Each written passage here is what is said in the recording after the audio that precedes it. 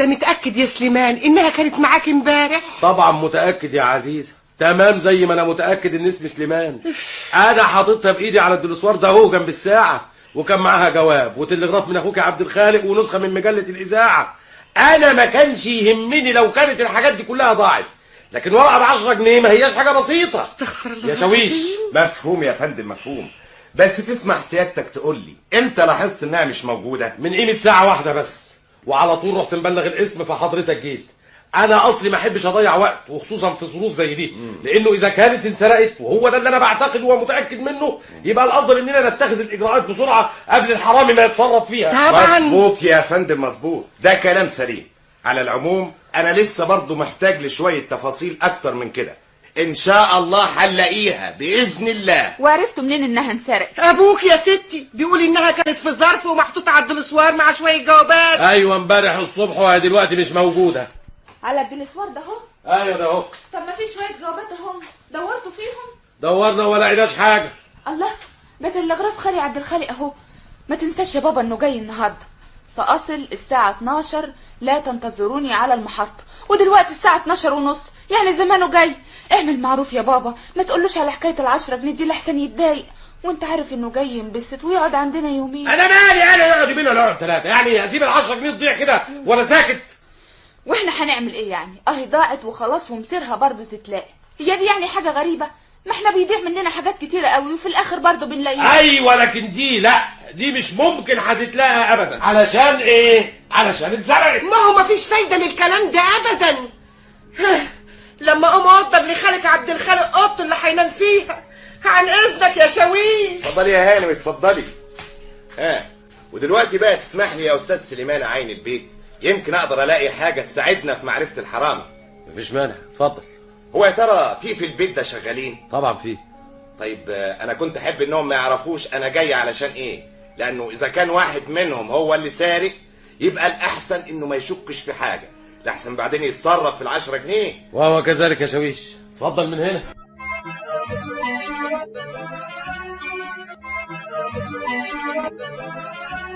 السلام عليكم. خالي عبد الخالق، اهلا وسهلا اهلا وسهلا. اتفضل يا خالي اتفضل. اهلا بيك يا بنتي. يا سلام يا سناء يا بنتي، اما حته دي مشوار انما سخن بصحيح. اهلا سي عبد الخالق، الحمد لله على السلامه يا سيدي. الله يسلمك. امال فين اختي عزيزه؟ فوق بتوضب لحضرتك الاوضه. دقيقه واحده لما اطلع عندها لحضرتك. ما تنساش يا بابا اللي اتفقنا عليه. ها وازيك انت يا سليمان؟ سليمان مين فين؟ الساعه كام؟ ليه ازاي؟ ايه في ايه؟ بقول لك ازيك، ساعه كام ايه؟ الله يسلمك. وازاي عزيزه؟ عزيزه مين؟ عزيزه مين يا نهار اسود؟ عزيزه مرات. ايه حكايتك؟ ما تفهمني، مالك سرحان كده ليه؟ يوه لا مؤاخذه يا عبد الخالق، انا اصلي مخي مشغول شويه. مشغول في ايه؟ في موضوع كده انما مضايقني شويه. طب ما تقول لي عليه يا اخي، مش يمكن اقدر اريحك. اصل يا سيدي بالعربي كده اتسرقت مني ورقه ب10 جنيه. 10 جنيه؟ ايوه من الاوضه دي، كانت موجوده امبارح، النهارده راحت خلاص. للاسف مش قادر اعرف مين اللي سرقها. قلت لي عشان كده بقى. انا الاخر كنت بقول ايه اللي جابه هنا ده؟ هو مين ده؟ العسكري اللي في الجنينه. انا يا سيدي اصلي ما حبيتش اضيع وقت، بلغت الاسم على طول، راحوا باعتين لي العسكري ده. لا عملت طيب برضه. ايوه بس عزيزه مش مصدقه انها اتسرقت، مع ان مفيش في الدنيا ورقه ب10 جنيه بتخرج كده من الباب لوحديها، ضروري يكون حد خدها وياه، لازم حد يكون خدها. والغريبه ان انا مش قادر اعرف هو مين ده. وغريبه ليه بقى؟ ما هي حاجه طبيعيه. هو يعني الحرامي هيسيب لك اسمه وعنوانه بعد ما يسرق؟ اهلا وسهلا أهلاً، أهلاً.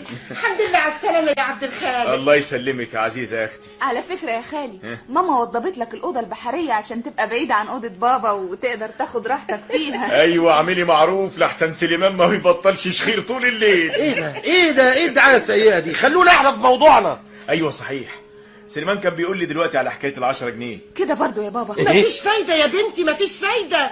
مش عاوز يطلع الحكايه دي من مخه ابدا، مع اننا قلبنا البيت النهارده الصبحيه حته وبرضه ما لقيناهاش.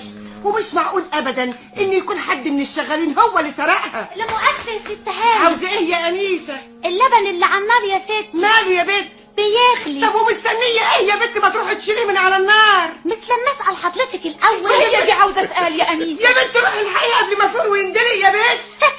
ما هو اتلق يا ست، القطه عماله بتصلب فيه. القطه؟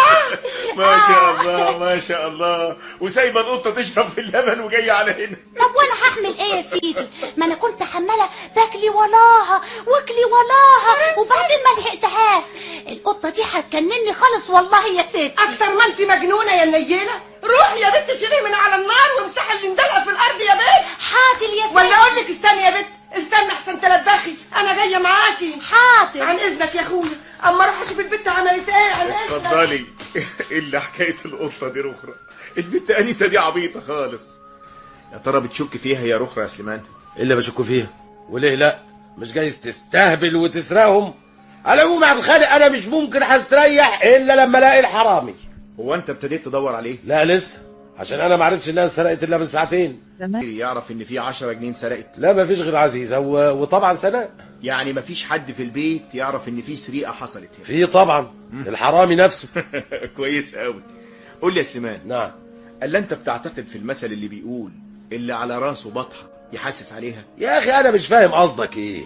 انا قصدي ان انا شخصيا بعتقد في المثل ده، لاني لما باجي اطبقه وخصوصا على الناس البسطاء بجد انه سليم 100%. يعني لما نوضع الشخص في موقف هو مش قادر يفهمه تلاقيه يخاف ويفقد اعصابه ويعترف بكل بساطه. انا مش فاهم انت عاوز توصل لايه بالظبط. دي مجرد فكره طرقت على ذهني دي. نعم. الخوف زي النار تمام، سلاح بحدين، ممكن انه يخدمك وممكن انه يحرقك. انما انا حاليا مش محتاج الا الناحيه واحده بس، وهي الناحيه اللي بتخدم. هستعمل السلاح ده وهخليه خادم امين ليا، يعني بالعربي هخليه يكشف لي السارق في لحظه واحده. قصدك يا خالي انك تخوف الحرامي وتخليه يعترف؟ بالظبط يا انا كل الفلسفات دي ما تهمنيش، انا يهمني ال10 جنيه. لكن هتخوفه ازاي؟ انا اقول لك يا سيدي، شوف بقى. يا خراب، لا لا ايه انت دي هتجنني يا اخوان. يوه. مش ممكن حد في الدنيا يقدر يستحملها ابدا. تصور اني رحت ما لقيتش ولا نقطه لبن في البراد، وكل ما اكلمها تقول لي مش لما اخد منك اذن الاول يا ستي. دي البعيده مخها زي الحجر. بس دي تبقى عينه كويسه لتجربه الاستاذ عبد الخالق. تجربه؟ ايوه يا ماما، اصل خالي عبد الخالق هيلاقي لنا الحرامي اللي سرق ال10 جنيه. يو، هو انتم لسه برضه ماسكين في الحكايه دي؟ ما تفضوها سيره بقى. قوم يا عبد الخالق يا اخويا، قوم اغسل وشك كده وفوق من تراب السفر. استني بس يا عزيزه، مش لما يقول لنا هنعمل التجربه دي ازاي؟ مش وقته دلوقتي يا سليمان، خليه يستريح الاول شويه. يلا يا عبد الخالق، يلا يا اخويا، اطلع اغسل وشك وغير هدومك. ايوه حاضر يا ستي، عن اذنكم دقيقه واحده هطلع اغير هدومي وانزل لكم حالا. اتفضل يا اخويا.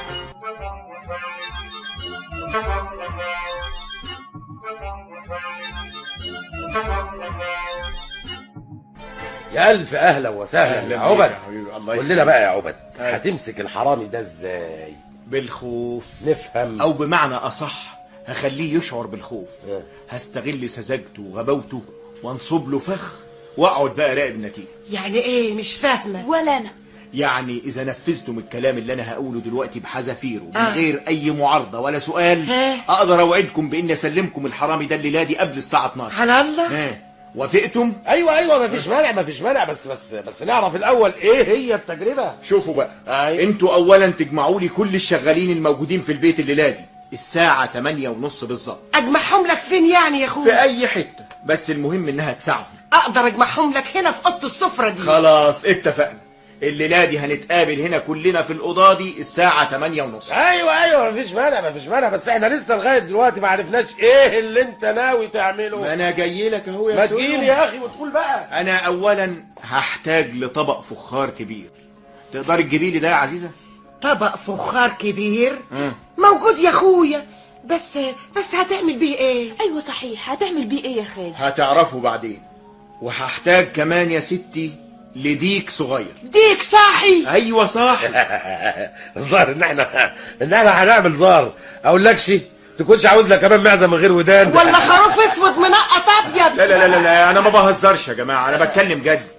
وعاوز كمان يا ستي شمعه واحده. شمعه؟ او بقى اسبوع. الله، دي هتبقى حفله مسليه قوي. والنبي تقول لنا يا خالي هتعمل ايه؟ يا اخويا قول لنا. هو ده معقول ان الحاوي يكشف ورقه قبل ما يلعب؟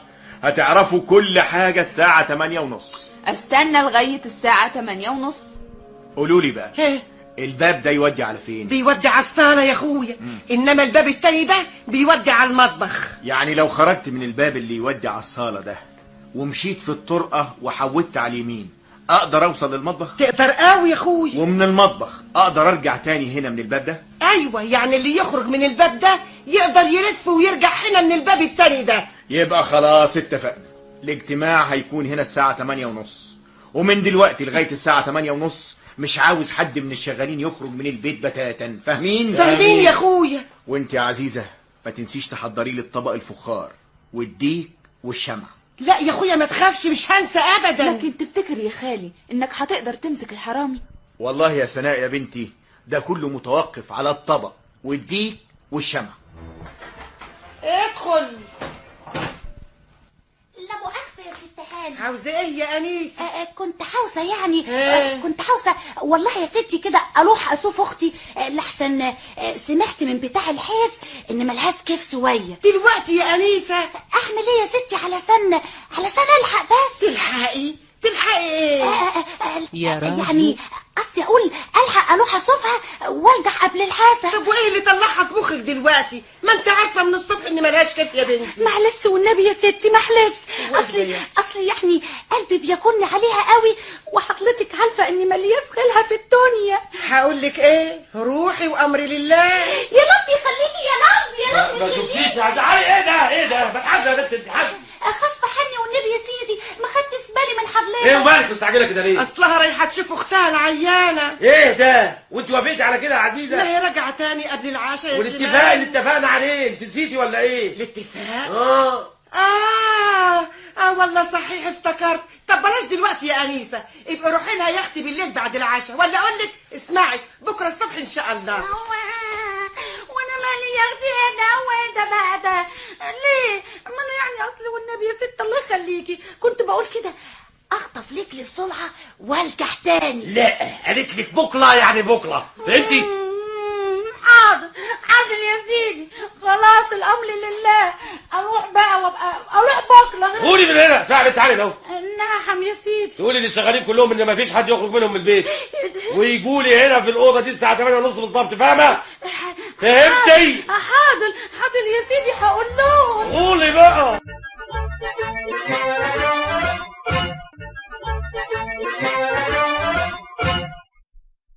ايوه الساعة 8:30 بالظبط. كلهم موجودين يا استاذ سليمان؟ ايوه يا استاذ عبد الخالق. كويس قوي. انتوا طبعا مش عارفين احنا جمعناكم هنا عشان ايه. لا مش عارف. انا هقول لكم بقى اللي حصل. ان امبارح الصبح ومن الاوضه دي بالذات اتسرقت ورقه ب10 جنيه. وواحد منكم هو اللي سرقها، لكن مين هو اهو ده اللي انا هعرفه دلوقتي. مفيش حد. بس مش عايز ولا كلمه. بس هلا في تجربه هيمر بيها كل واحد منكم دلوقتي. التجربه دي عمرها ما خيبت ابدا، وهي اللي هتدلنا على السارق.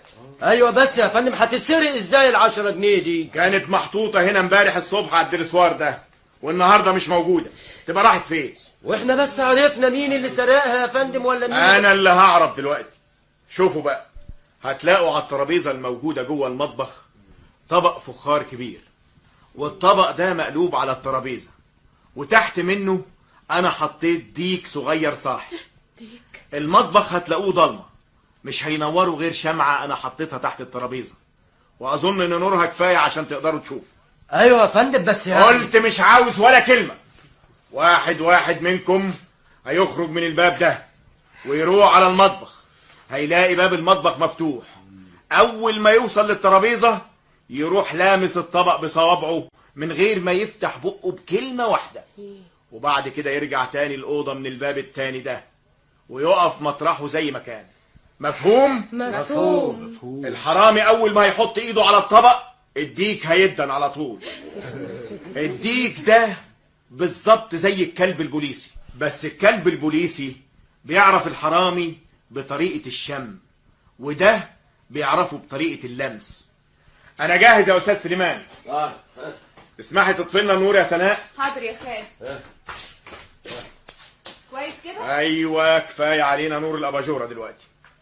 شوف يا استاذ سليمان، خلي كل واحد منهم يخش المطبخ بالترتيب. يلا يا حفيظ خش انت الاول. انت فاهمه هتعملي ايه؟ ايوه فاهمه. اه. ومانيش خايفه كمان. الواحده مادام نيتها صافيه وايدها نظيفه ما تخافش من حاجه ابدا. وانا الحمد لله ايدي نظيفه وعمرها ما اتمدت على الحرام. طيب يا ستي دلوقتي نشوف. يعني الحقوني مالك يا بنت بهية؟ مالك؟ مش عارفه يا سيدي دماغي لف كده ليه. الظاهر انها حسوره.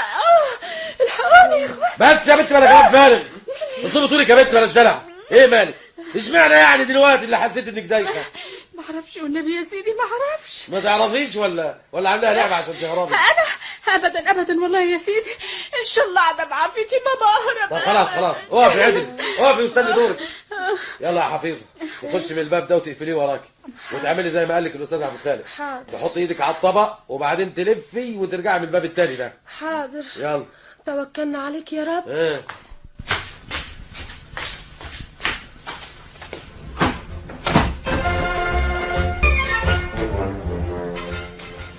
الحمد لله يا ما انت كريم يا رب. اهو اديك لدا ولا حد سمع له حس. شفت بقى يا سيدي. طيب يا اختي اقفي بقى مطرحك تاني. الحمد لله. اللي بعديها يلا يا سعديه خشي يلا.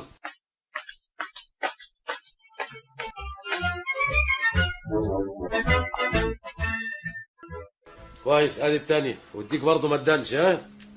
اللي بعديها يلا يا اسطى مرزوق.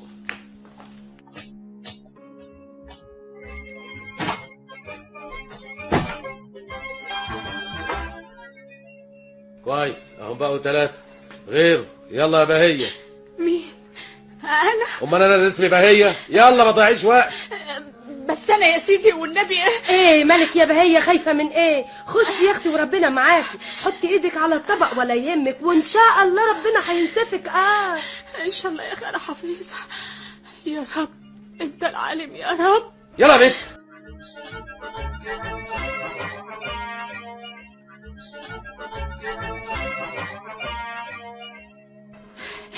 الحمد لله يا ما انت كريم يا رب. صدقت بقى يا سيدي. طب خلاص انتهينا.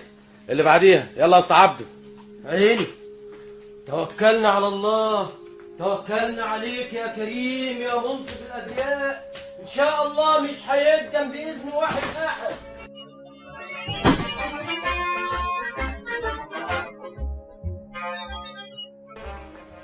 جالكم كلامي أهو ما ادانش.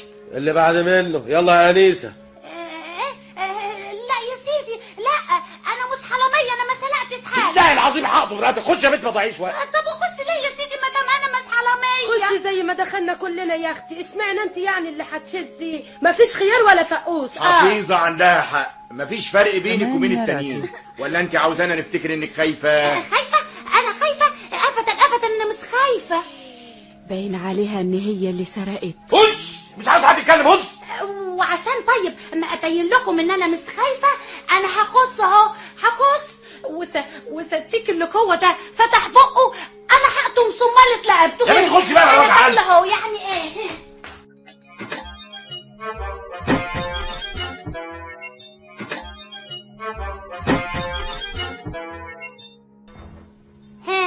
حكتكم بقى اهو ما التنز. طيب يا اختي يا فلحة ودلوقتي بقى مش فاضل غيرك انت يا مدبولي. يعني ايه يعني انا الحرامي؟ طب عليا الحرام اذا كنت خدت حاجه ولا شفت حتى الورقه ام 10 جنيه اللي بتقولوا عليها دي.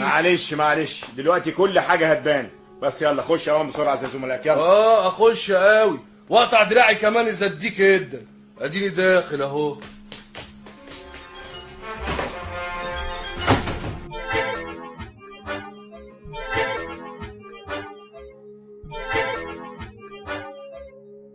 حلو كده محدش سمع حاجة. ودلوقتي بقى ولعي النور يا سناء. حاضر يا خالد.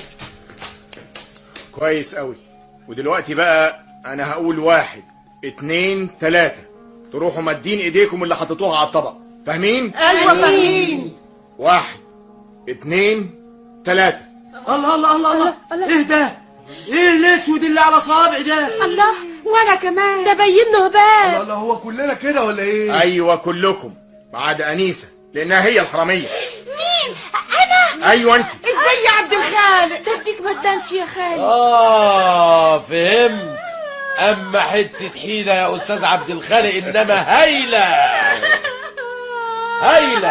انتوا بتقولوا ايه؟ انا انا عمري ما صدقت.